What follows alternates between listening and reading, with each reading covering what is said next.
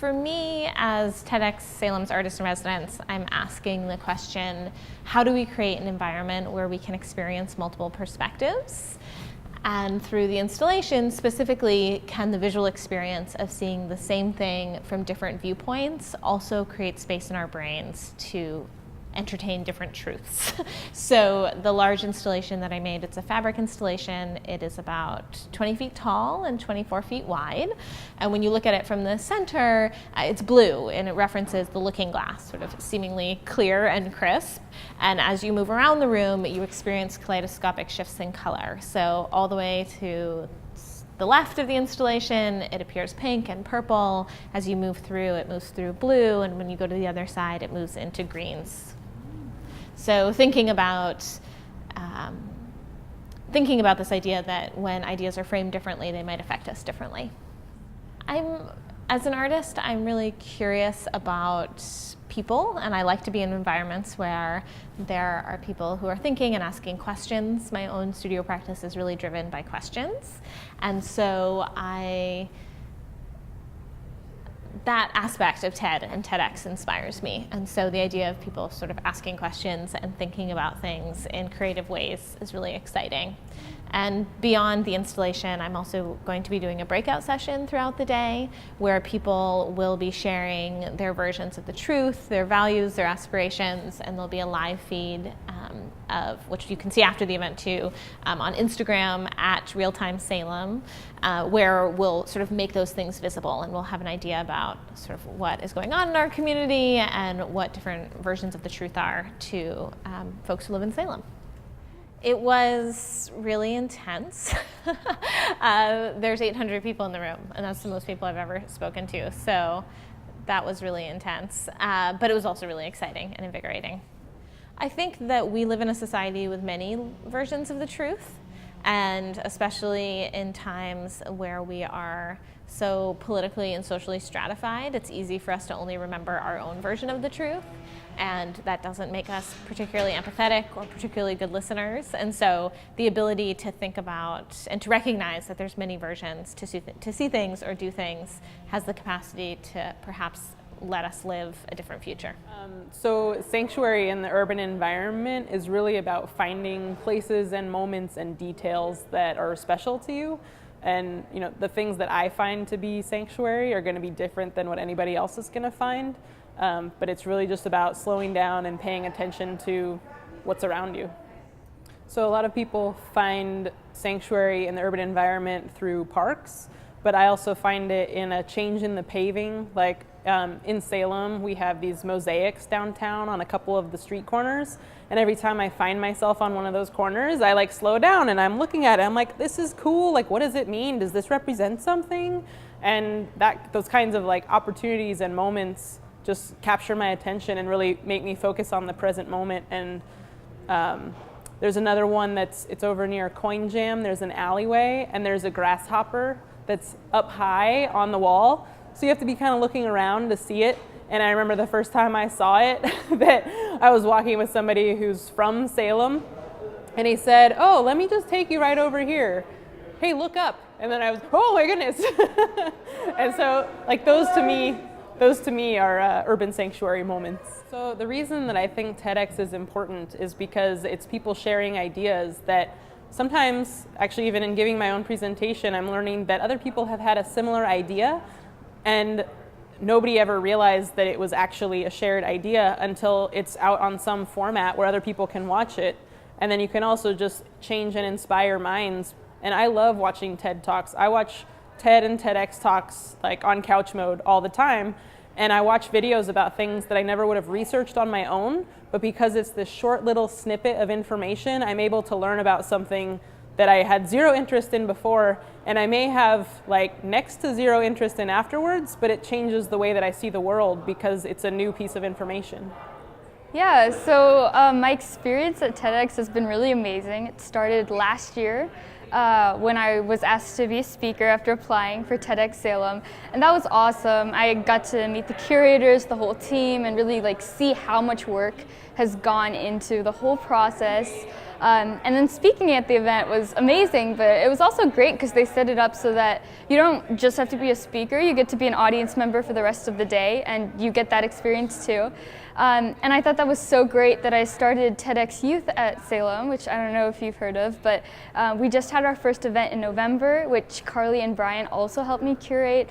And that was great. We had over 180 teenagers and adults come and listen to teens talk and do their own TED Talks. So I got the experience of what it's like to be in their shoes, the curating kind of management side of things. And then this year I'm here as an audience member, which is awesome. So last year I talked about a science project that I did about redesigning student desks. So I kind of started with saying, like, I'm really annoyed with the current desks that we have at school. They always hurt my back since I'm a little bit over the average for someone who's supposed to be sitting in those desks. And I usually came home with like back aches and stuff like that, and I wanted to do something about it. So I decided to redesign the desk, and I showed everyone my model and walked them through the process of me doing the redesign and then the outcomes that happened, and it was really good, yeah. So I have worked on like an AutoCAD design, and we've gotten it online, and there's a lot of more stuff that has to happen. I've been thinking about patenting, and like since my TED Talk, a lot of people have come to me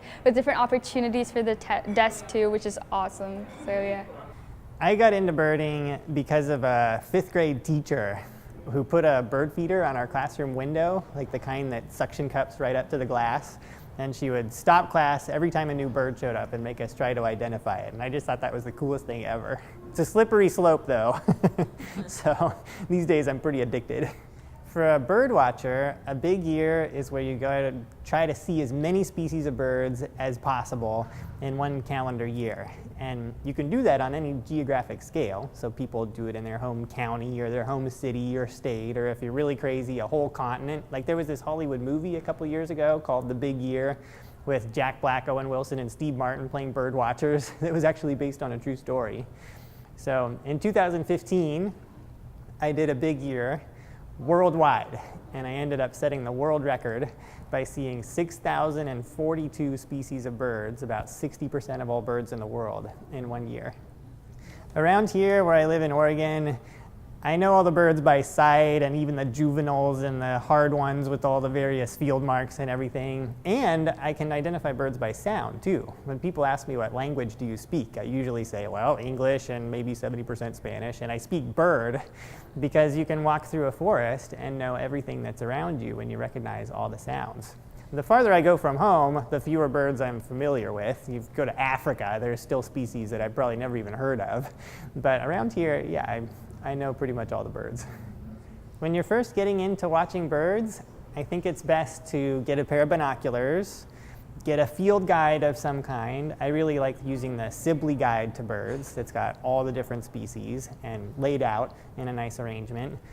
Figure out what your local hotspots are around where you live. So most places have parks and refuges and that kind of thing. And then figuring out what bird groups are around that you can join in on. Almost every city has an Audubon club or a birdwatching group of some kind, and they often have field trips, because I think birding is as much of a social activity as it is a bird watching activity, if you see what I mean. I got to see the lyrebird in Australia. There's this famous sequence of a lyrebird on one of David Attenborough's TV shows where it shows a lyrebird, this big bird, like this big with a big tail feather, but it imitates sounds, and it can imitate, I think it had a camera shutter and a chainsaw perfectly. Like if you just listened to it, you would think it was the real thing. So I got to see a lyrebird in Australia. That was definitely one of the highlights of the year. I think birds are fascinating because, first of all, they're everywhere. It doesn't matter where you are. If you walk outside, you'll probably have birds around you, and so they're accessible. They're pretty, they have lots of colors, they have loud songs.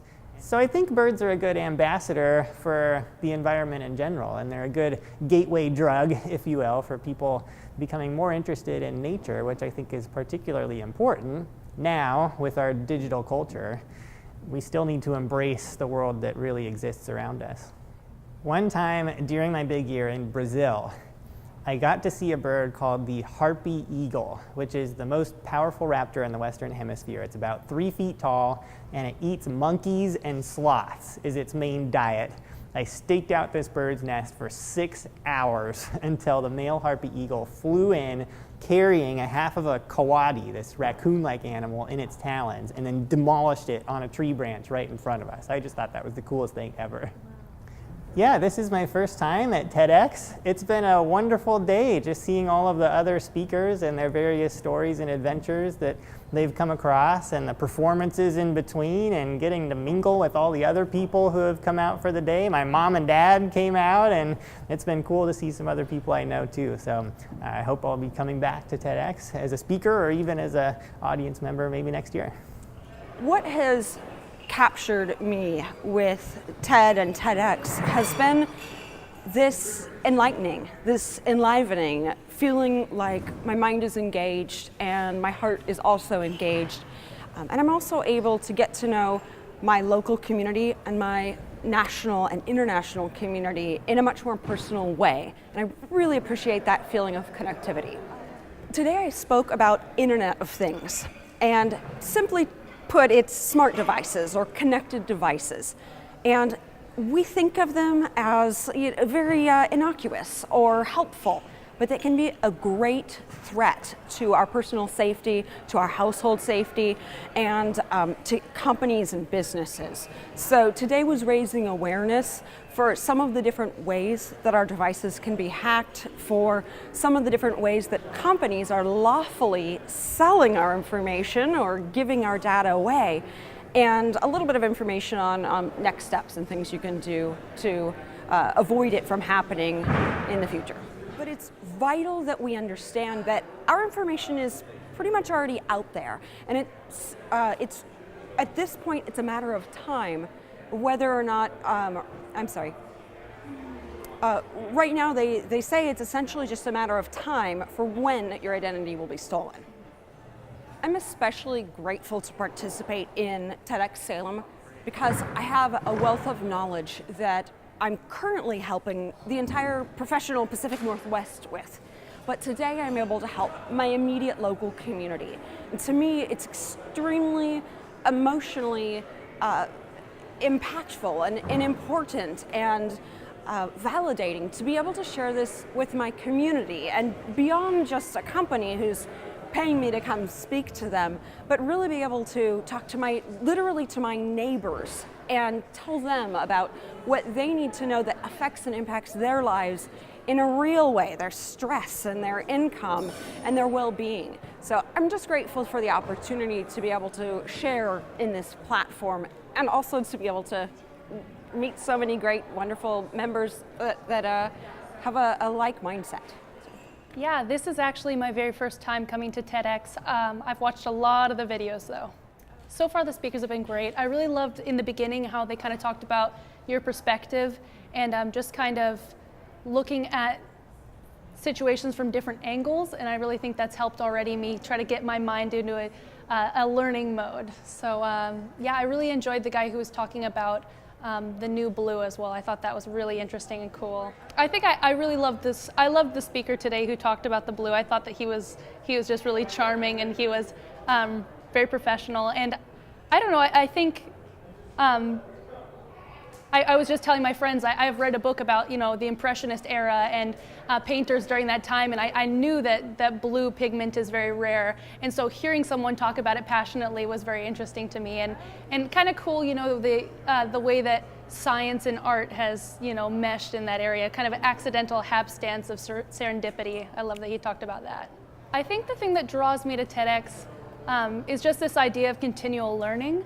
I've really liked seeing the big age gap that's all over here. There's a lot of people that are a lot older, a lot of people my age too, just people who are interested in continuing to learn, expand their minds, be open to new things, and I just love science, all different kinds of science. So I'm really excited about seeing the creative juices flowing around here today.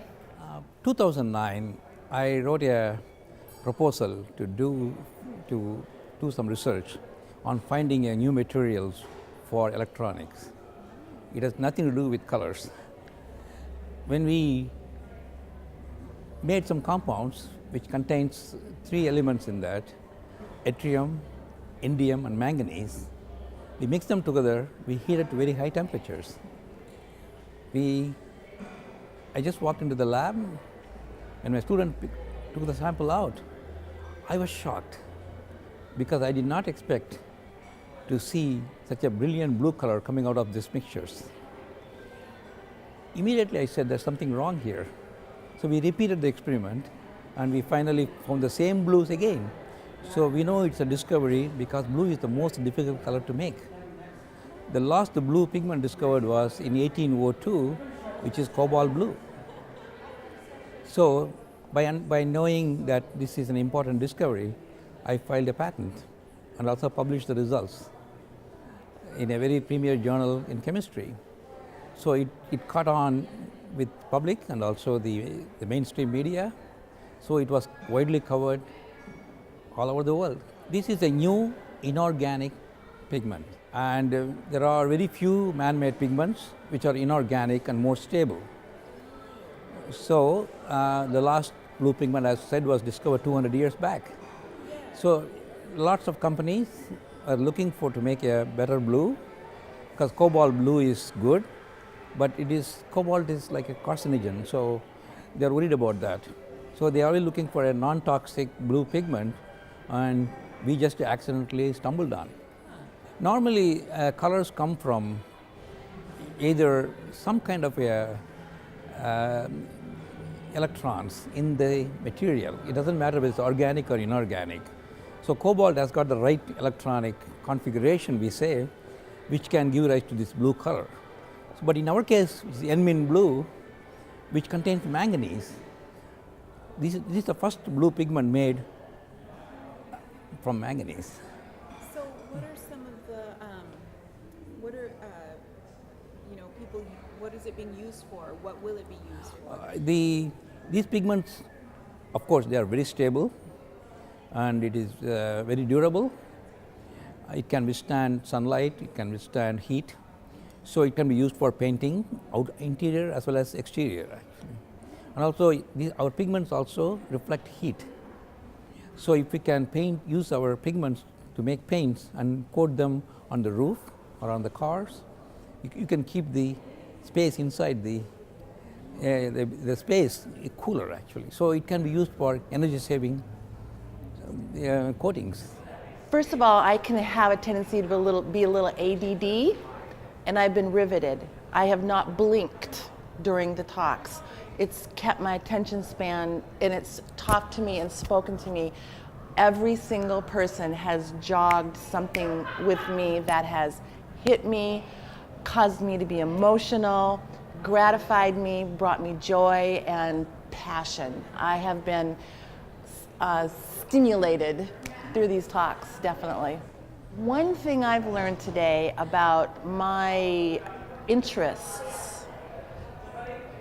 I remember thinking the whole time I was listening to the speakers, it's so universal. They're speaking to me, and this entire audience is nodding and understanding, and they've brought these people on this stage. It seemed to be, if I could write it down, or tailored to me. And I look around and see everybody is wanting to know the exact same information. That's one of the things that really spoke to me about today. A specific talk that really stood out to me because it was surprising was the Birdman. And he was a marvelous speaker. He hit everything just perfect, and the message and his whole theme of following your heart and doing what's important to you, and how it all worked out for him was it was inspiring, and it was he was a marvelous person to listen to. One of the things I really like about TEDx, and I think it's important, is for someone like me, it's a short period of time to listen to so much information, and you leave with that information inspired, and you want to take that with you and do something with it. And it's amazing what 10 to 20 minutes can do for your psyche and for endorphins, and everyone's looking at each other and nudging each other, and it's all of a sudden you have this community that's enthused the same way. I feel very energized from it. Yeah, I would hope to have an opportunity, I don't know, of some sort of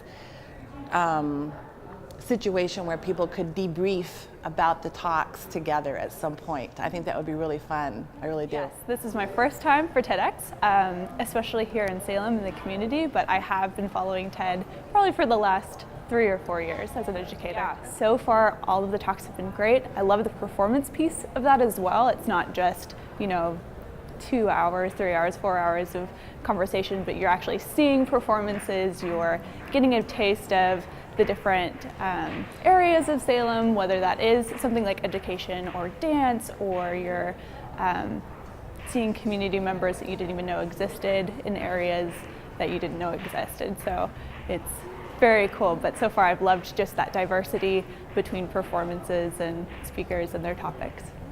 I came here because the program really sounded very interesting, and I had intended to come in the past and always procrastinated a little. One interesting thing I learned is the incredible talent we have in the local area by some of those speakers. That young lady from the Portland area was really inspiring. Her positive outlook on the future, her advocacy for women and girls, just an amazing story. It's kind of what's right about immigration in this country. Say the advocacy for girls and women. Why is that important? Well, it's important because too many parts of the world, and increasingly here, we kind of have, in some ways, kept the brighter half of our population from becoming president or becoming in charge of our government. I think things might be a lot better off if they did. Well, it was an interesting space. First of all, the lighting. I was trying to think of what's the psychology of this lighting. It was almost a blue light, a psychedelic-like situation. I suppose it relaxed me, and which was part of and it made me feel kind of invisible because I really couldn't see the people around me very well. Yeah. So whatever they intended, it worked. What first got me interested in magic? I was a kid. I went to Disneyland, and I just really wanted a couple trick decks of cards. I thought it'd be fun, and I just kind of went with that in a little book, and I just ran with it. I started performing for the family and had a good time, and it just kept growing. Next thing you knew, I was getting locked in coffins underwater and hanging upside down and breaking world records. One of my favorite things about performing magic is the people. It's about having a good time with a bunch of people in one room, forgetting about the stuff that's, difficult in life, and just letting loose and having a good time, and you can feed off that energy. So I love that. It's more about the people than the magic. I've performed everywhere, from theaters, fairs, to arenas overseas. Currently, I headline my own show. It's called No Limits, Magic Beyond Possibilities, and that's in the big showroom on the Carnival Sunshine cruise ship out of Florida. So I do everything, performance arts centers around the country, and I basically will do a show wherever we can stage one, More people, the better. Favorite trick to perform. It's tough. It's usually the trick I'm working on right now, but I have a couple tricks, a couple effects that are nostalgic, I've got a large metamorphosis. It's kind of a unique metamorphosis illusion. It's a switching effect that we've toyed with over the years and kind of put our own twist on. So that's fun. It's a little more personal. But I'm also partial to some of the escapes I've done, like getting locked in a coffin, submerged underwater, and our Jaws of Death stunt that we've done. And stuff that's a little dangerous can be fun. This is my first time being a part of the TED Talk community and speaking, and it's been a blast. It's been a first-class experience. Salem TEDx has been incredible, and I wasn't sure what to expect being a performer where you go into a theater and you just have a good time. Here, everyone's hanging on to every word, like they're judging everything you say, and I was like, oh, are they even going to respond if I crack a joke? How's it going to be? And they were actually, it was a very engaged group and just very welcoming, very fun, and just a great experience. The most satisfying accomplishment for me in my magic and performing is honestly proving to myself that I could do this for a living. That was kind of a lifelong dream. And even as I went through college, I was striving for it, but there was no guarantees that I could definitely do this. And once I got added to Spellbound a little over 10 years ago and was touring Asia, performing in arenas, and performed, and I was able to walk off the stage and say to myself, yeah, I can do this. I was like, I belong here. That was the first time I was really able to feel that. And that's a pretty awesome feeling to be able to do a job that you love to do and it's not really work. And that has been my greatest accomplishment in magic, in my opinion. I have never been to TEDx before. My fiance and I love TED Talks and we watch them all the time. And the last time we had the opportunity to come, there was a conflicting event and we weren't able to make it. So when we found out that we could come to this one, we were so excited. And we bought the tickets as soon as we found out about it. Well, we loved the blue. That one, for some reason, really was the most exciting one for us to watch. He was really interesting, it was fun to listen to, and just the fact that he stumbled across it and he found it by accident, that was really amazing. And the fact that nobody has, just how it happened, it didn't seem real to us, like blue, there's blue, right? But the way it came about, we thought was very interesting. So I think that was the one we liked the best so far.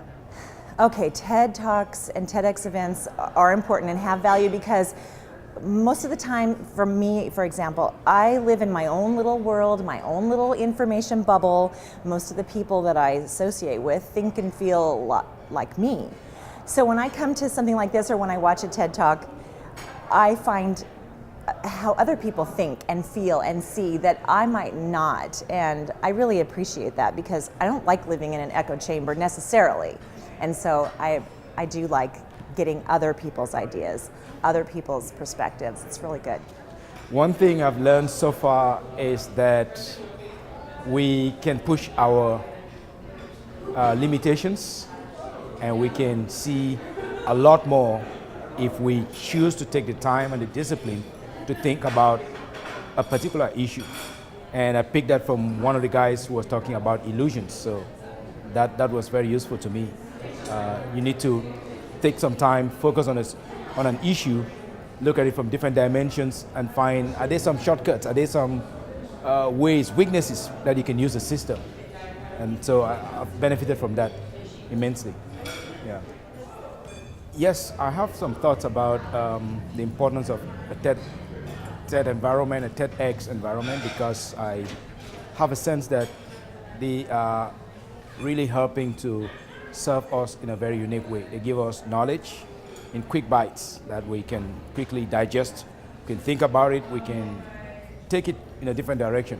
So I'm coming to get as many ideas as possible, then go back and see which of them I can apply, which of them are opening my world view, which of them I can use in some way professionally or personally. So I'm just coming to absorb and soak up as many ideas as possible.